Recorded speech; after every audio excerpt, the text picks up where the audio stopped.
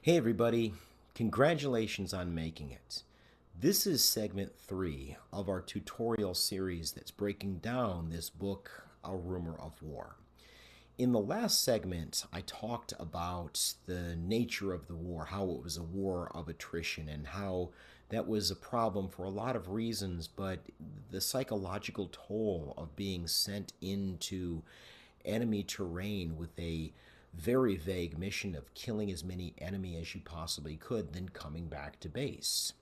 We talked about Caputo's role in it.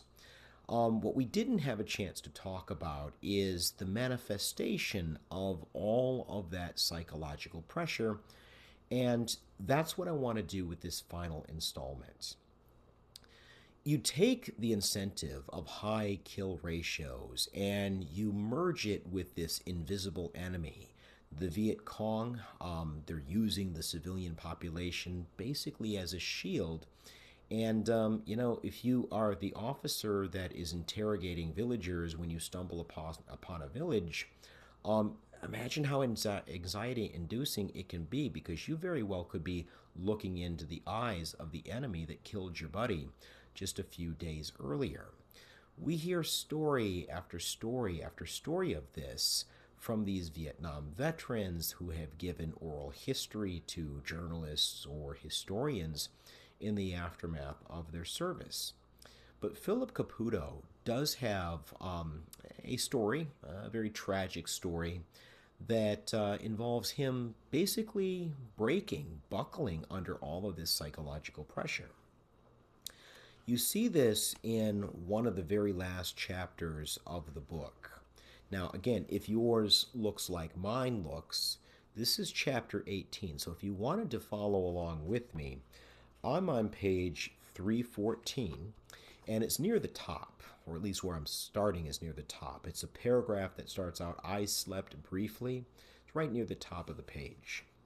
"I slept briefly and fitfully in the bunker and woke up agitated. Psychologically, I had never felt worse. I had been awake for no more than a few seconds when I was seized by the same feeling that had gripped me after my nightmare about the mutilated men in my old platoon, a feeling of being afraid when there was no reason to be."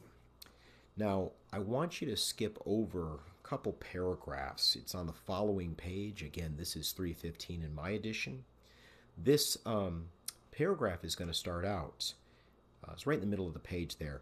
"My thoughts and feelings over the next few hours." Do you see that? It's right in the middle of the page.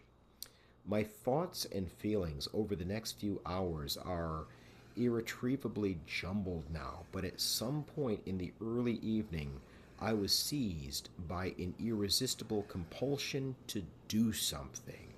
Something's gotta be done was about the clearest thought that had passed through my brain." Now, when he says that, what he's talking about is, one, something has to be done to avenge the blood spilled of my buddies. Again, that dream of those mutilated men from his platoon. But also, something's got to be done insofar as we owe the government bodies. We've been sent here to kill enemy combatants, and that's what we need to do. So if you turn the page, at the very bottom of 317, it's a paragraph that starts out, "and something was done." Again, in this edition, it's right at the very bottom of 317, a paragraph that starts out, "and something was done." And something was done. Allen called on the radio, and they said they'd killed one of the Viet Cong and captured the other. They were coming in with the prisoner. Letting out a whoop, I called Neil on the phone. He said he had monitored Allen's radio transmission. He congratulated us. "That's good work that your men did out there." Now, there's a lot going on in that chapter, but the result was the murder of two innocent men. I'm saying men, they're really teenagers. They're very, very young men. Caputo's men went on this search mission, and there had been reports that the two men that eventually were killed were members of the Viet Cong. It's later discovered that neither man was a member of the Viet Cong, and this was basically an illegal killing. Both his men, as well as Caputo as the commanding officer, are going to stand a court martial trial in the aftermath of all of this. But this really calls into question exactly who is at fault here. We've put our military men in this position where we're telling them, we're actually rewarding them by killing as many enemy combatants as we possibly can. That is problematic in and of itself. But if you take that and you combine it with the nature of the Viet Cong, this becomes even doubly problematic. And it really does beg the question, is our governing officials that have designed this war, even though it's not they themselves that are pulling the trigger, are they, at the very least, partially to blame for all of this? It's a question that still grips us to this day. But I know what you're thinking. I need a connector, and you're absolutely right. Now, there's not a real good, clean connection here with the YOP, although there are a few documents that you might get into. As a matter of fact, you could use that Garcia interview again if you wanted to. I think that that might be appropriate.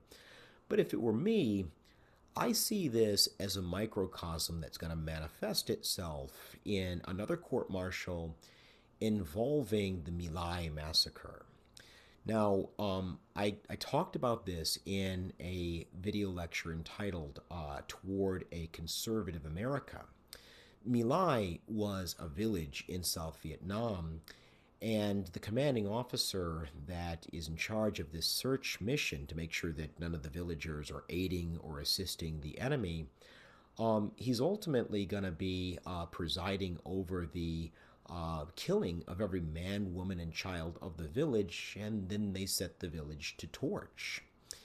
In the aftermath of this, Lieutenant William Calley, much like our Caputo friend, is going to stand for a court-martial trial. And it's going to bring up some of these same ethical questions as we've just gotten done talking about. But I guess what I'm trying to drive at here is the situation that Caputo is describing is hardly some kind of isolated incident. Now, circle back to what we were talking about at the beginning of all of this, right? How are those virtues looking now? Those ideals, those high-minded ideals of being the great defenders of democracy, of freedom, how are we doing insofar as that is concerned? As far as asking not what your country can do for you, it's kind of begging to have that called into question as well. And so what starts out as very idealistic and a noble crusade, as Caputo himself said, quickly degenerates into something that is far, far less than that. Listen, I hope this whole series has been helpful. You are under no compulsion to use any or all of these examples, but they are fair game if you think that you can get some good mileage out of them as far as evidence and analysis, because that's really what I'm asking you to do, is to kind of look at the Caputo text and compare it to the conversations that we've been having as well as your readings to drive at that central question.